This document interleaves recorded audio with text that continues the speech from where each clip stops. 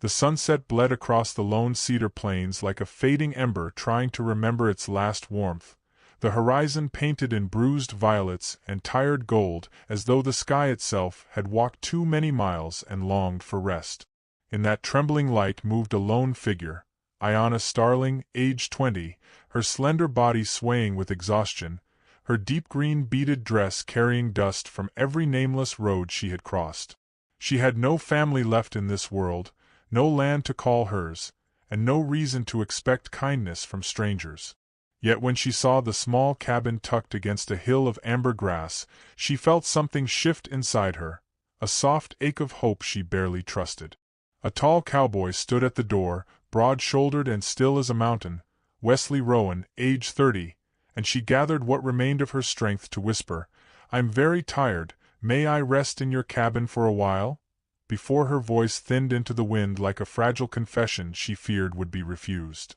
Wesley heard the plea before he fully understood the woman standing before him, her eyes dim with fatigue yet bright with something unbroken beneath the sorrow. He had spent years living in silence, tending his land without complaint, quietly enduring the murmurs that he was strange or distant or too gentle for a cowboy of the West. Something about her trembling posture pierced that silence, making curiosity rise in his chest like a warm pulse he had not felt in years. He stepped closer, noticing the way her breath shivered as though she stood in front of judgment rather than a cabin door. "You can rest here," he said softly, his voice deeper than he intended, rough from disuse and nerves he did not wish to name. She looked uncertain, almost afraid to cross the threshold, as if safety was a kindness she didn't dare claim.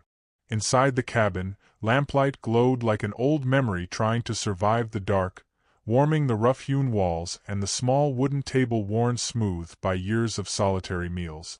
Ayanna entered slowly, her limbs shaking not from fear but from the weight of too many days spent searching for a place she would not be chased from. Wesley offered her water and a chair near the fire, watching her with a quiet reverence he didn't understand yet. She told him in fragments that she had lost her people months ago, driven from her land with no family left to speak her name, and had walked until her feet nearly bled. He listened, absorbing each word as if she were revealing the map of her heart rather than her history. Before she could finish, distant hoofbeats echoed outside, sharp and deliberate, unsettling the fragile peace settling between them. The sheriff appeared first, his badge catching the fading sun like a blade, followed by 3 townsmen whose expressions carried more suspicion than reason. They eyed Ayanna with the hostility of men trained to fear what they did not understand, their shadows stretching into the warm doorway as though trying to extinguish the light inside. The sheriff addressed Wesley sharply, demanding to know why he was harboring a native woman on his property. He spoke of rules, safety, and how such a thing might stir trouble among the townsfolk. Ayanna lowered her head, bracing for the rejection she had met at every turn since losing her people, shame flooding her heart before a single word was spoken. Wesley's jaw tightened, something fierce and protective rising inside him as he stepped forward without hesitation.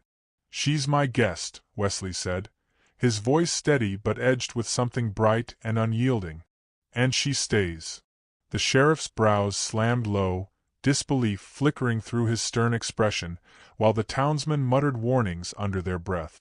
They told Wesley he would lose standing, that people would stop trading with him, that he'd be branded a fool for sheltering her.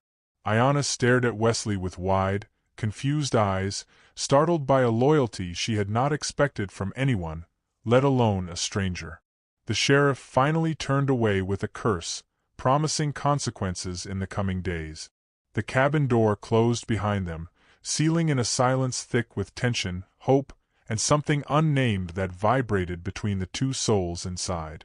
Wesley carried a kettle to the fire, his hands moving with a gentleness that spoke more than words ever could.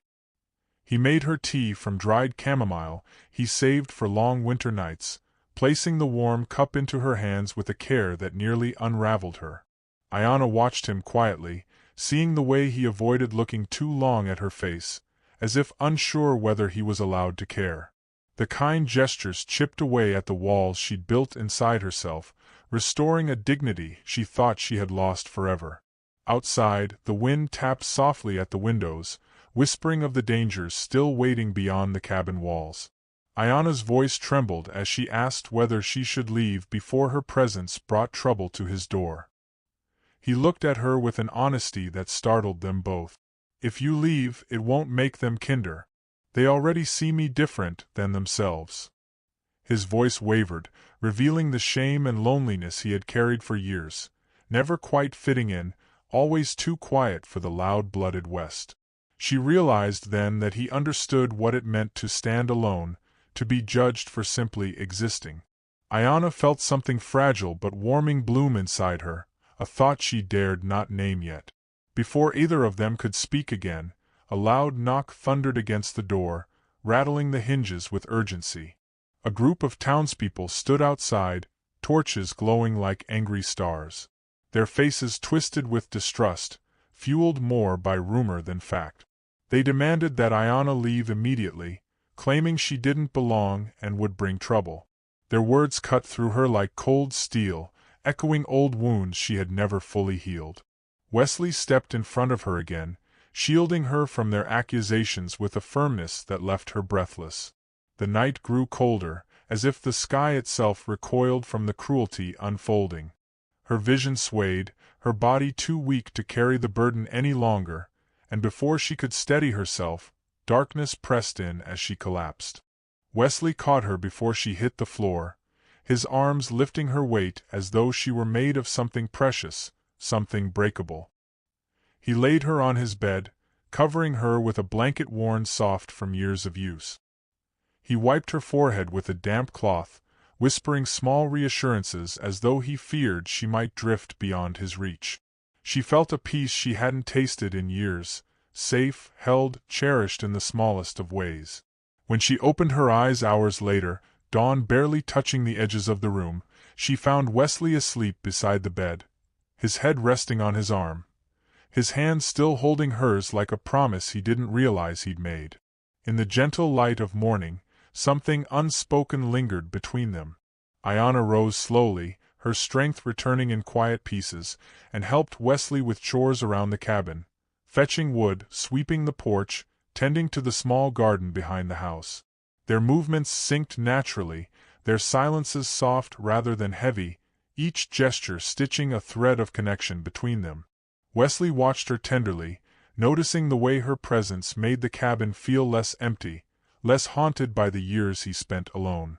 Before either could name the shift happening between them, a rider approached the cabin with news that the town council was meeting about Wesley's refusal to send her away. The sheriff returned by afternoon, his expression carved from stone. He told Wesley plainly that the council demanded compliance. Ayana must leave, or Wesley would face the consequences: financial ruin, social exile, and the loss of everything he had built. Ayana stepped forward, her voice soft but steady, telling Wesley that she would go voluntarily rather than bring harm to him. Her words sliced through him, revealing how deeply he already cared. Wesley took a breath that felt like a decision settling into his bones and stepped toward her instead of the sheriff. "I'm not letting you walk away," he said quietly, not as a declaration of romance but as a truth built from the days they had shared. Ayana's eyes shimmered with disbelief, a fragile hope rising like a dawn she feared might disappear. Wesley's next words trembled with sincerity. He could not change the town's prejudice, but he could choose to stand beside her openly, without shame or fear.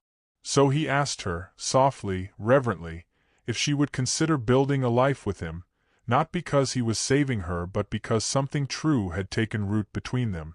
Ayana's breath caught, a tear slipping down her cheek as she realized she no longer wanted to walk alone. Together they decided to marry properly, before witnesses, so no one could challenge their union or her right to stay. But as preparations began, whispers of sabotage and disapproval drifted through the town like cold wind. On the morning of the ceremony, Ayana stood in a deep green beaded dress, her long braids adorned with small feathers that caught the sun like shimmering memories of her past. Wesley stood waiting near the old oak tree by the creek, wearing a clean shirt and a new resolve carved into every line of his face. Only half the town attended, but those who came arrived with quiet respect, moved by the devotion they had witnessed. The ceremony was simple, but it held the weight of two souls choosing each other despite the world's resistance. When Wesley lifted her veil, his hands shook with emotion, and their first kiss was slow, gentle, a merging of two wounded hearts learning how to heal together. As they walked back toward the cabin, the wind carried a sense of promise that rustled the leaves like blessings. Their life after marriage became a tapestry of soft moments that stitched their hearts tighter with each passing day. At night, Wesley held her as though she were the missing warmth he had searched for all his life, and Ayanna traced the curve of his jaw with fingers that memorized the shape of safety. She braided his hair in the evenings, and he kissed her forehead as if giving thanks for every day she stayed by his side. Slowly, the town's frostiness melted as they witnessed the sincerity of their bond, the laughter that bloomed between them, Ayanna's kindness to neighbors, the peace that radiated from Wesley's once lonely cabin. And then one evening, Ayanna felt a familiar weakness that carried a different meaning entirely. Ayanna discovered she was carrying their child, and Wesley's reaction was a mixture of stunned awe and overflowing tenderness. He held her close, his tears soaking into her hair as he whispered prayers of gratitude. Word spread through town, and where once distrust had lived, cautious acceptance now blossomed. Women brought herbs, blankets, and their own stories of motherhood. Men offered repairs to Wesley's fences and tools he lacked. The transformation was slow but real, a community learning how to replace fear with understanding. As the months passed, Ayanna's belly grew, and so did the quiet love that filled their home. Yet on the night her labor began, thunder cracked open the sky. Wesley stayed beside her, gripping her hand as she brought their daughter into the world in the soft glow of candlelight. When he held the baby, Lark Rowan, small as a fawn and wrapped in a quilt sewn by neighbors, his heart felt too full for words. Ayanna wept softly, overwhelmed by a joy she thought life had stolen from her forever. Outside, townspeople gathered in the rain, waiting for news with a kind of collective hope that once would have been unimaginable. As dawn finally touched the horizon, gold poured through the window and painted their little family in the light of a brand-new beginning. The sheriff arrived quietly, hat in hand, humility softening the lines of his stern face. He offered congratulations, acknowledging how wrong he and the town had been to judge what they did not understand. For the first time, Ayanna felt truly welcomed. Wesley stepped out onto the porch, daughter in his arms, Ayanna beside him, and together they looked over the land that had once held only loneliness for them both. The world felt different now, gentler, kinder, reshaped by love that had refused to bend. Ayanna lifted her gaze toward the horizon, remembering the evening she first arrived, weary and frightened, and how one man's kindness had rewritten the course of her life. And if you, dear reader, have ever felt turned away by the world, let this story whisper truth into your weary heart. Sometimes the path to belonging begins with a single breath of courage, a stranger's open door, or a soul who chooses to stand beside you when everyone else steps back. Home is not built from wood or stone, it is woven from loyalty, tenderness, and the quiet miracle of two lives brave enough to hold each other through the storm. And as long as there is love like that in this world, your journey is far from over, and your dawn is still waiting just beyond the edge of night.